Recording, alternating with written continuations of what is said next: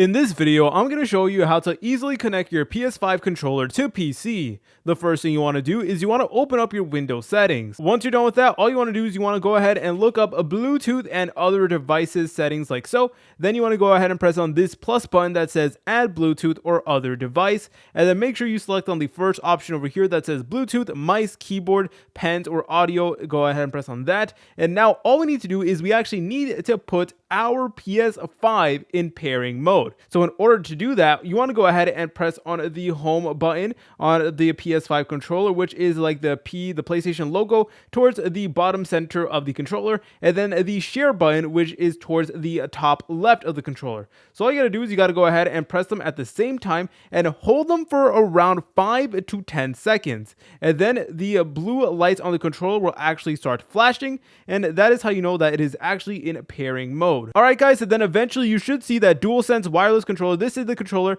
that we did just pair. It is a PS5 controller, so all you want to do is go ahead and select on that like so, and now it will say connecting, and there you go. It is now set up on your PC. And once you're done with that, then all you want to do is you want to go ahead and open up basically whatever you're trying to play controller on. So let's say, for example, you're trying to play the PS5 controller on like a Steam game. Then all you need to do is you actually need to go ahead and just open up Steam, because we need to configure some settings. All right, so now that we're here in Steam, all we're going to be doing is we're going to be entering big picture mode just like so. And yeah, it's honestly that simple. And from here, go ahead and have fun and play whatever game you want on controller. If you guys found this video helpful, make sure to leave a like and subscribe. I'll see you in the next tutorial.